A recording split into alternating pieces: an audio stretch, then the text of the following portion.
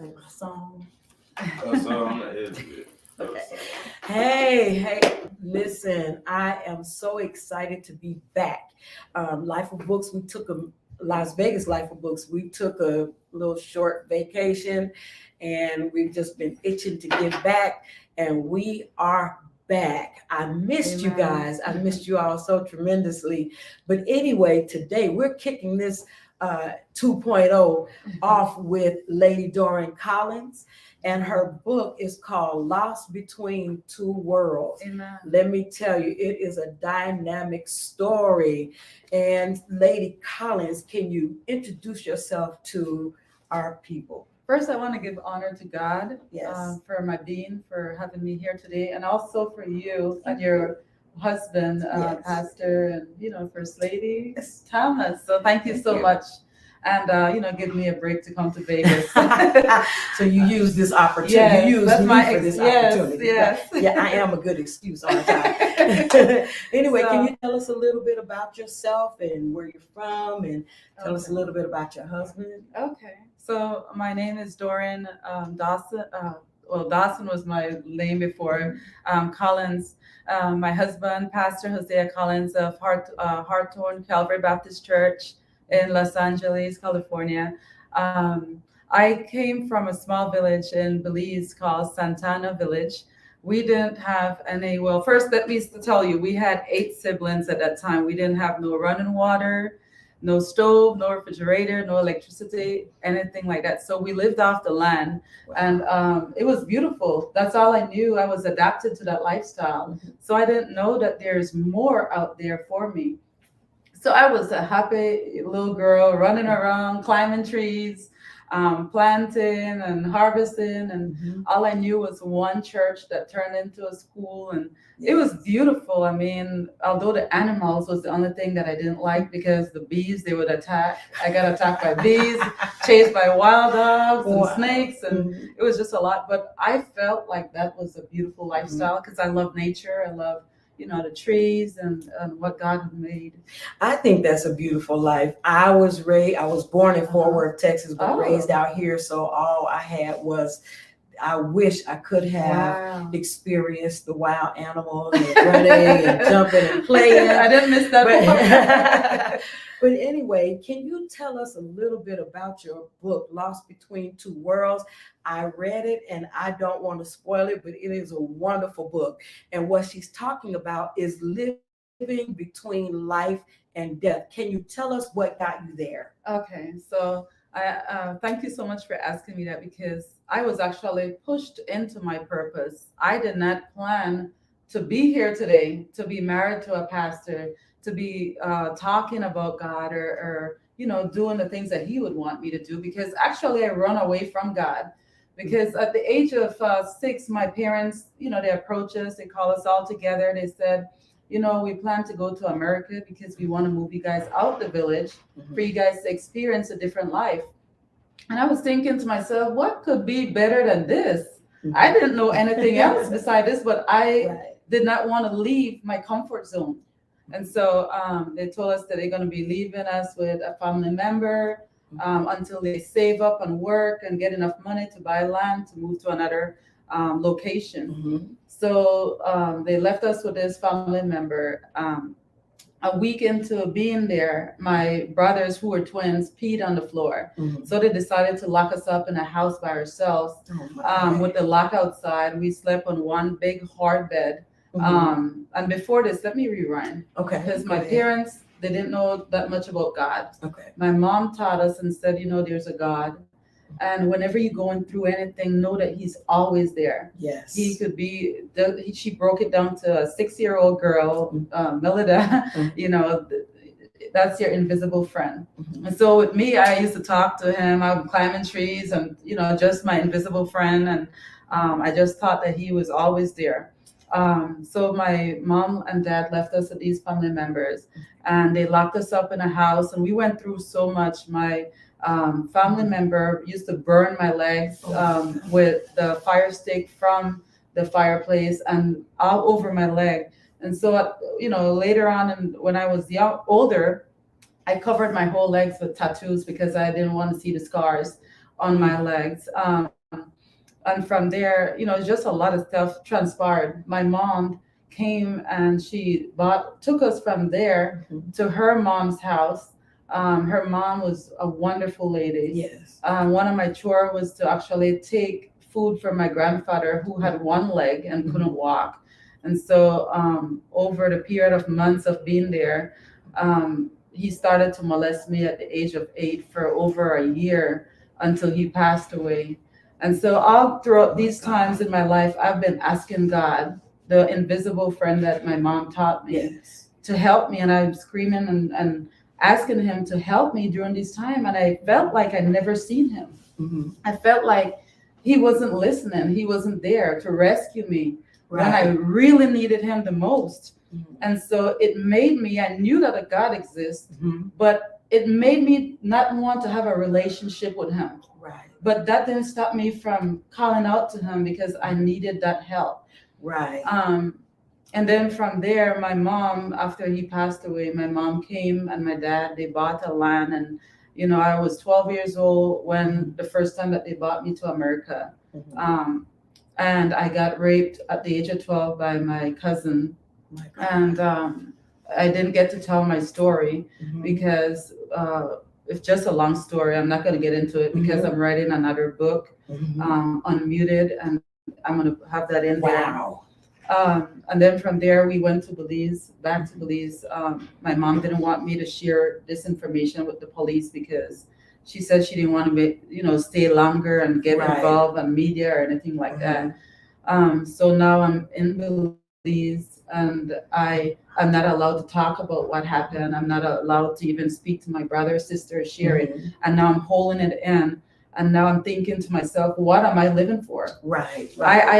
All I thought that I was living for was people to use me and abuse me. And I didn't see a way to be happy in this world where as soon as something happened and I get out of that, there's somebody else that does something else. And so I was just so fed up and I thought that there was no hope for happiness at all. I didn't see it. Wow. And so I ran away and I planned how I was going to kill myself. My God. And I ran away to a friend's house and she was talking to me and about scripture and all this stuff, and I didn't want to hear it. And I remember getting ready, and I was going to go to this place that I asked her to take me. And I tried to buckle up my pants, and I couldn't buckle up. And I'm like, "There's something wrong. Can you come and help me?" And I start throwing up. And she said, "Have you ever took a pregnancy test?" And I'm like, "No." So her mom had me went to take one, and I was pregnant, and they talked me into. Mom was like, "I'm gonna take you back to your parents." Right. And so they did, and my dad had me a friend of his who's a dentist perform an abortion without medication in the basement. I never knew that a basement exists in Belize, and lying there, I felt violated all over again, and I started crying out to God. Like, Lord, where are you? Like, why do I have to go through this? What did I do to deserve this? And so here I am lying on the bed and all I'm seeing is this instrument and my mom next to me and I'm holding her hand and she's there just bawling and I'm bawling and crying from the pain that I'm going through. And no anesthetic, nothing, just had no to bear anesthesia that pain. at all. No anesthesia. Oh my God. And I went through pain for months and months and I hardly could barely walk. And it was it's a long story. But from there, I started to cut myself because I felt like that was the only way for me to cope, was for me to cut my leg at the same place over and over. I was so numb, like I totally didn't feel nothing. And this went on for years. And then from there, just crawling out to God at the age of 14, my dad took me out of school to help take care of all 9 children. At that time, now it's 9 children. And where I have to work and help contribute to the family bills and so forth. And at the age of 15 or 16, I knew exactly who I was going to get married to. My dad did our arranged marriage. And to get out of that arranged marriage, I went and rebelled and I saw somebody else in the church that was way younger. He was in his 20s. I was 16 or 15. That was still young compared to the person that my dad wanted me to get married to, which was a pastor. And I said no. And anyway, so I got married at the age of 17. Mhm. My mom signed for me. We moved to America. It was an abusive relationship. At first, it wasn't. It was Mhm. okay. When we went to America, things transpired and it got abusive. And I just said, I don't want to be in this relationship. It was either him or me. Mhm. Either one of us going to take each other life. And I wasn't going to Wow. be the one. And I said, you know what, but I got a divorce. Mhm. Never in my life had a GED. Mhm. So now I have to go through school. I put myself through school. Mhm. And I'm still here rebelling now after the divorce, just partying whenever I can, Mhm. being not being the mother that I'm supposed to be. Right. I used to have my daughter. I Mhm. told her if the babies wake up, just give them the bottle, and I would go and come back and check up on them. But just neglecting them Mhm. because I felt like I never enjoyed myself before. Right. So now Right. I'm just going out there, just doing whatever, and don't want to have nothing to do with God. Sure. Understood. With all the trauma that's happened, with all the trauma. So you mentioned a name. You mentioned Melida. Can you tell us a little bit more about Melida? Because your book is written from the perspective of Melida. Can you tell us who Melida is? Melida was the girl that actually went through all the horrific trauma. She was the girl that never had a voice to talk about what she went through. So I gave her a voice in Lost Between Two Worlds because she was running away from God, and the way how God really changed her life and pushed her into the purpose was um, I always wanted to be a nurse. That was Melida. When she was younger, she used to always pretend to be a nurse. Always, if we were playing dolls or stuff, I'm the nurse. I'm going to be the nurse. So that was me. So Melida always wanted to be a nurse, and she now, fast forward, she finally was in nursing school. She was in clinicals, and it was 3 months away from being a nurse. So she and her two friends from class was going to go celebrate. Yes. So for a whole year, Melida and her sister wasn't getting along, so she would go check up on her every week, and it was almost Christmas, and so this particular day she stopped in and went in the gate. The gate was always open. The front house was always vacant, so she lived in the back house. And as Melida walked in the gate and went around the corner, she saw a German Shepherd dog sitting there, and both of their eyes met each other, and no signs that it was going to attack or anything. But all I know that I remembered in my mind was don't run, because if you run, then they'll chase you or attack you. Right. So she's speaking of Melida. She's talking of herself in third person. And this is the way that she was able to get the story out, was to speak of herself in third person. Melida is actually her name. That's my middle name. Her middle name. Yes. Right. So go ahead. Tell us more about the accident. Yes. So as so Melida, just in her mind, she said, "I'm going to walk outside." My friends and I'm going to go ahead and say I. God really gave me the courage to say I now, so I'm going to use I. Okay. So as I swayed to, I use different words. I'm trying not to break into my language. Yeah. So I began to walk outside, and all I heard was a big growling behind me. And this dog knocked me straight to the ground. I landed on my head, but on my front of my body, but I rolled over. And I remembered from the nursing, they said about your jugular veins, you have to protect your jugular veins. So I held my neck with my hands, and this dog was coming to my face. And all I remembered was he grabbed my lip, and I could taste the blood, and I feel some of my flesh hanging from and he was just like so evil in his eyes. Like I thought that was my day and I was just going to die. So in my mind, I was just not going to even try to fight. Right. But then after being on the ground and I'm screaming, it felt like the dog growling was drowning out my screaming, and like nobody wasn't there, but my car was parked on the other side of the street, and there was some other vehicles that was blocking their view and behind the fence. And I'm on the ground fighting, and I'm like, Lord.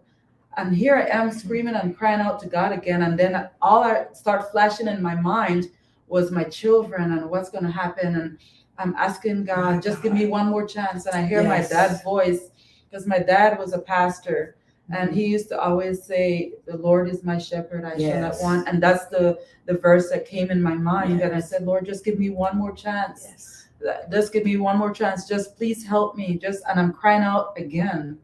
And I felt this was the last time I was going to cry out. Either he was going to come rescue me, Yes. or because all my life I thought that I didn't see him, like he was never there, like he was always sleeping. When I used to cry out, when my grandfather was molesting me, I was like, Lord, where are you at? Yes. Then when I was raped by my cousin, Mhm. I'm like, Lord, like I really need you right now. I can't overpower this person. I Right. really need you. Mhm. And I thought I never saw him. I thought, like, where is he? Where is this God that my parents talk about? My God. If he is really here, why is this happening to me? Yes. And so now I'm on the ground fighting for my life, and I'm asking him for his help. Mhm. And I said, Lord, please just give me this chance to be Yes. able to make it right with you. Just show me, confirm that you do exist. My God. And I'm there fighting, and I heard my dad's voice, and I started to fight this dog off. Mhm. I heard a voice said, fight, fight. And I know that was God Right. talking plainly. I could hear it. Mhm. And I started fighting this dog off me, and I start kicking with all my might, and I said, if you take my whole lip, you take my whole lip, but you're not going to take my life today. Amen. And I started fighting, and I eventually got him off me, and I couldn't reach to the gate in time. Mhm. So I had to try to jump the fence, and I was still in my nursing uniform. When I jumped the fence, the dog went and grabbed my nursing shoes. My God. When he grabbed my nursing shoes, my head hit the pavement real real hard. And that's all I remembered. But my two friends said that they saw when I tried to climb in the back of a pickup truck. And I have all the pictures in the book as well. Right, you do. And let's because that, I mean, I could not ever imagine being attacked by a dog like that. And it seemed like I would have thought that the dog was on assignment. You know, it's it like was evil. this dog is evil. It's trying to take my Right. life. Who sent you? You know. Right. But okay, fast forwarding, because there were months after this particular incident that you were in a coma. Yes. Yes. Can you tell us what happened during the time, or what do you remember about being in the coma?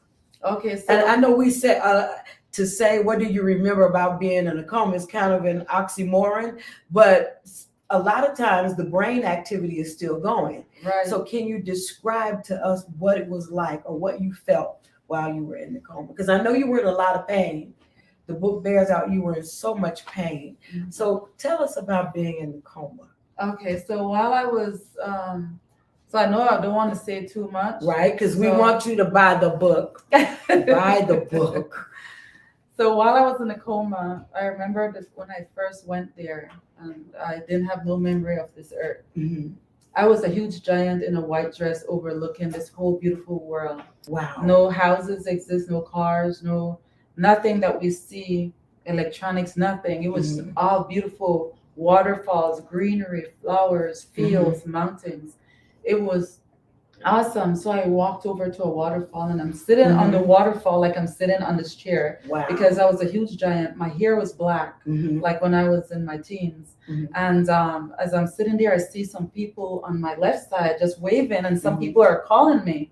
And I said, let me go see what these people want. But I'm there just playing barefooted in the water, just admiring the world and just smiling. And I walked over to them. As soon as I start walking over to them, I start shrinking and shrinking to the level that I'm at right now. And as I went, they're embracing me and welcoming me.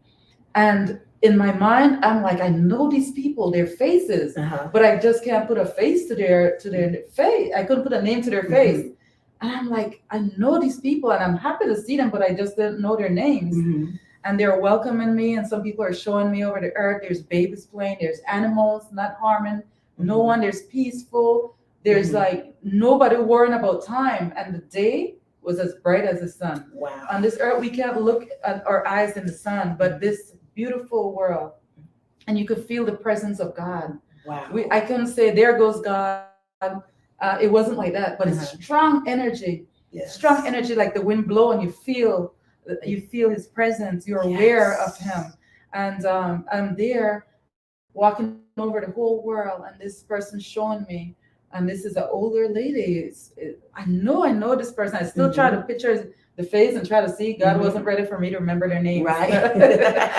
And I'm looking and I'm seeing people bowing down on mats and just you would call them Chinese people. There's different people, different culture, worshiping in different ways, and I'm walking all over, and there's people worshiping in different groups of playing instruments, and it was all beautiful. And I'm there for so long, 3 months, and I didn't know. Wow. Because no night never came in this world. Wow. And it was the most peaceful and happiest place I've ever went to. And I can't wait to go back. My husband is over there. He's like, no. He's like, hang on. There's something else we need to do before you go back. So stay here, honey. Stay here. I love it. He's over here lauding his wife. No. Like, no, not yet. So when you had to come back, tell me what that was like. Do you remember because you said that was 3 months that you were in the other place, right? And so when you had to come back, tell me what that was like. A nightmare. That's what came out of my mouth was in my I couldn't talk at first when I came back. I felt someone pulling something out my throat. I'm here in this beautiful world, and all of a sudden somebody popped my bubbles, and I end up on this earth. And I'm thinking, this is the worst feeling I've ever felt. I've never experienced pain. I never experienced the agony of my face feel like it's gonna explode, all the pain in my mouth, and I'm trying to talk, and my mouth, from the operation that they did, and I could hear this voice saying, you won't be able to actually see us because your eyes been closed for so long. But afterwards, you'll be able to see after a while. And I'm trying to tell them, in my body, I lost all my muscles from lying there. So I'm trying to point, and I said, no, there's someone sitting next to my bed in a white robe. In this other world, everybody's wearing robes, all different beautiful robes. And now I'm seeing this person. You tell me I can't see, but I'm trying to tell you, no, there's somebody right there sitting next to my feet in a white robe. I'm mumbling. And they're like, no, ma'am, there's nobody over there sitting next to you. I'm over here. But when I was able to see the doctor's face, I couldn't see that person, but I know that he exists. I know that God brought me back for a reason and a purpose. And I know he exists here right now. And God is so good. And so the doctor did all these evaluation and asking me all these questions. Do I remember my name? I didn't remember my name. I didn't remember nothing, the year, and my children, they brought them in, and I was just so frustrated that I even came back to this place that I didn't know I was existing before. And I chased them out the room, and it was hard for me to see them crying, but I was in my own self so confused and worrying about what is going on here. I'm trying to make sense of everything. And the doctor, after telling him this is not where I exist, I'm gonna go back to where I came from. And I thought that every night that I go to sleep, I would wake up and I would go back, but I'm still here, Lord. Mad about it. So there's a reason. So if you can tell me a little bit, because you had amnesia for a space of time. Yes. How long did you live with amnesia? Almost 2 years. 2 years. Yes. And you could not remember your children or? No. Wow. No. That was like. It was horrible, especially when the doctors told me that I'm going to go home. And in my mind, I'm like, go home. My home is not even here. I exist. My home is the world where I was at. So it was hard for me to go home with these people that I have to learn who they are, and they have to, they knew me, but they have to learn this new person and what she's going through. So that was so hard for me to be able to go through that. My daughter took care of me, and my of course, all my children, but she really, as a female, she did bed baths and helped me to the restroom and all that stuff. I can only imagine that's horrifying, to go home, not only to go home with people that you don't know, but to go home and not know that Mhm. this is your family. These are the children that you birthed. I can only Right. imagine. PTSD. I'm sure you Oh had my issues God. with PTSD. How are you with that now? I am doing much better. I used to have dogs and I gave them away. Mm-hmm. Um, I will never have a dog again, but I love I don't blame you. animals. I love Love them animals from a from distance. a distance. Like a petting zoo, probably. And I thank God that my husband Yes. don't He doesn't like really care. animals Yes. either.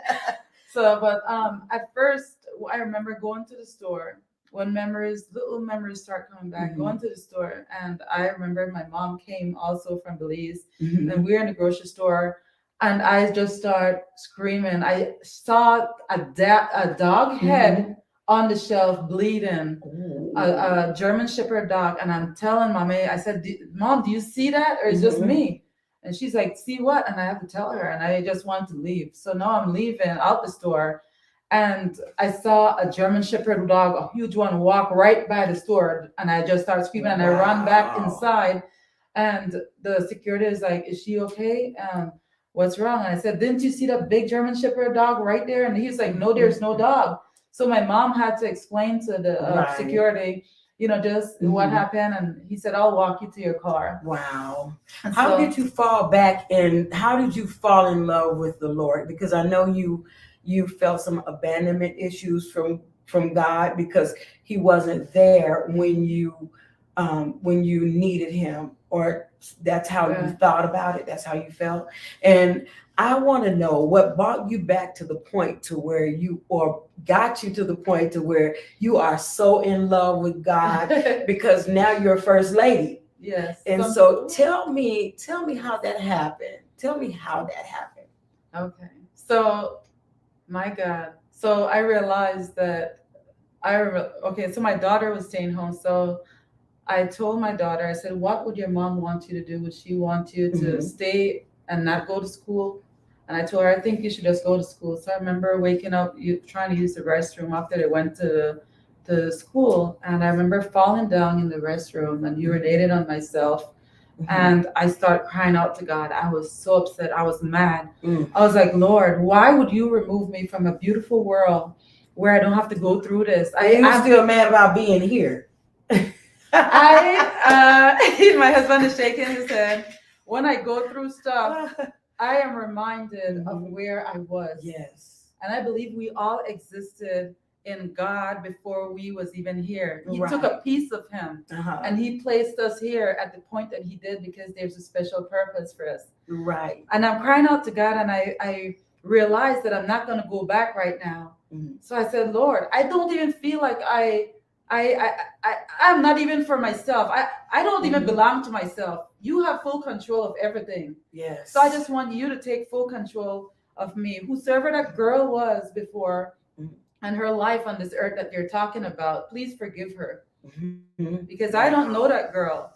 But if you're going to leave me here and not take me back right now, then you take full control, and I want you to use me. Yes. I believe that you could do it because I've seen the world that I was at. And so whatever it is, whatever purpose that you want me to fulfill in this time while I'm alive, until you take me back, then I am willing to do it. I'm willing to just surrender myself to you, because right now I can't even walk. I can't even talk good. My God. There's my muscles I can't even remember. But I know that all things are possible with you, because I know the doctor told me that there is a God that exists here too. And I started to look in the Bible and start to read on this God. And I'm like, wow, this is the same God that exists where I was.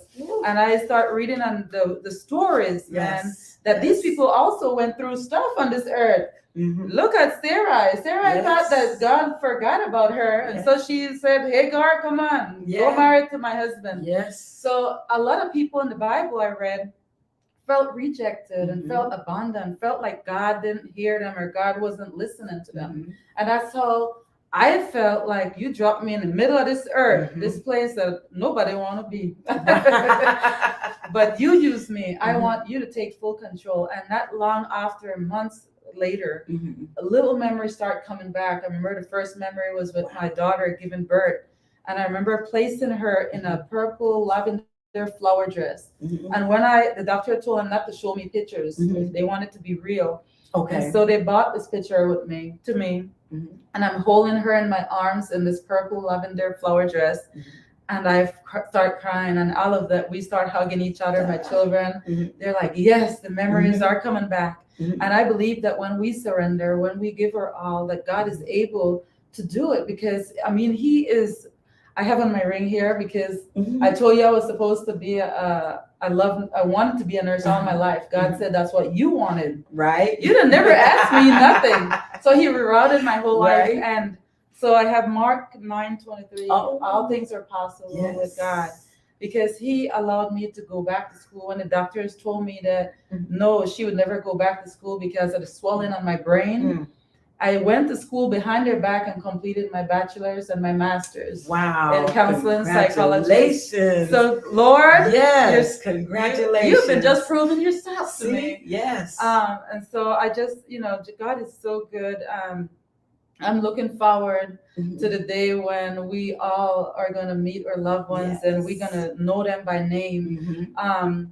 And throughout my journey and getting to know him and seeking him out, that don't mean that we don't mess up. Exactly. We are in this flesh, so we will mess up. Exactly. But there is a change of world that happens after death. If you want to know what happened to your loved one and you're not sure, know that this is not the end. Yes. That we're practicing what we're going to be doing up there. So we better start praising the Lord. Be grateful for every second that we're alive.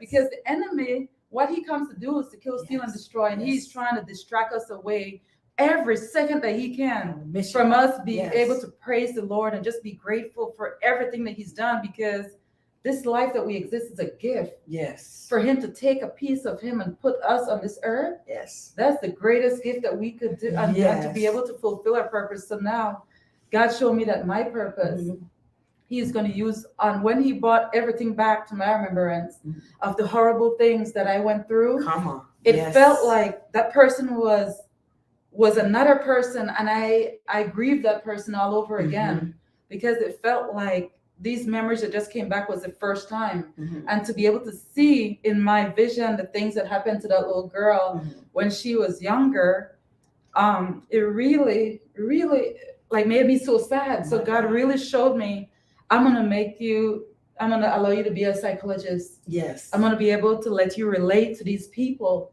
that's been abused sexually, that's been violated and domestic abuse and all this stuff. I'm going to allow you to be able to relate to them, and I'm going to help them to give them hope. Yes. Because a lot of people out there is trying to kill themselves because they don't see beyond their pain that they've been through or are going through. And there is hope in God. See, that's the enemy. He put these thoughts in our minds. And before you know it, you start speaking it.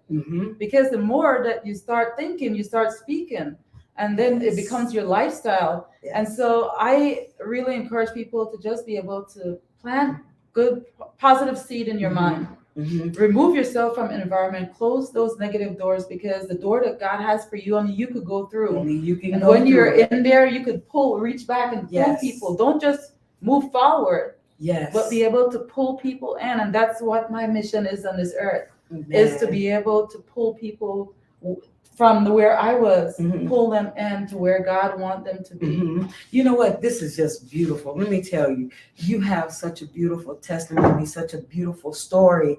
And this is only the beginning. I see God's getting ready, book tours, and God's getting ready to open up all of those doors for you. And what I like the most about it is you went to school to so you can become an educator. Not just a psychologist or a counselor, but to educate us on that there is hope beyond what we see, and to be a witness that there is life beyond this life. And it's a wonderful life. And I know you can't explain it like you want to.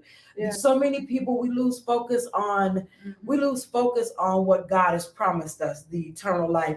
And some of us look at death in such a bad way. And it's like, I don't want to die and I don't want to go to hell. And we sing, we all of this, but there is life beyond where we are now. The Yes. older people used to say, we're just sojourning through this land. We're just traveling through Yes. because there's somewhere else that God wants for us. He wants to meet up with us so we can do that everlasting praise, that everlasting worship, take the crown that he gave us and lay it down at his feet, appreciate him for what he's done for us. And I know we can't wait for that day to come. Oh my God. But there's so much work for us to do down here. And I'm just excited. I'm excited. I want to be on your team. And I'm excited about what you're doing because not many people can come through that. Do you know how much of the world is so bitter? My God, so many people are so bitter. That's true. Your attitude about it, how you view it, how you came back. You once believed in God and he quote unquote wasn't there for you. Many people don't get the opportunity to come back to where they're reconciled with God.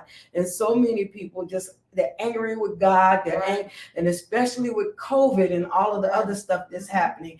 Where is God? Why would God allow these horrible things to happen? And you've gone through a plethora of things, but what I see in you is the love of God. Just look at when I first saw you, I saw the love of God. Amen. And so let me tell you, my sister, I love you and thank you so much for this wonderful interview. You guys, this is Lady Dorin Melida Collins, and I want you to go and get her book, Lost Between Two Worlds. And right now, it is a message of salvation. Amen. So many of us are lost between two worlds. Right. We want to serve God, but then we don't because we're afraid. Don't be afraid of the unknown. Get on God's side. That's right. Get on God's side. Amen. Her courage and just moving forward with this story is just amazing to me. I love you, lady. I love your husband. Thank you guys for coming here. And thank you so much. Thank you for tuning in to the 2.0 reamp, level up life of books. God bless you all. I love you. I have one more thing. So DorinCollins.com, you can purchase my book. And just remember, we all have free will to do his will. Not everyone does it. So don't blame God. Be able to have a relationship with God while you have life, while he give you a second chance. And every day is a day for you to become better at yourself than you did yesterday. Yes. God bless you. Thank you so much. Perfect closing. Thank you. Bless you. Bless All you. right. See y'all later.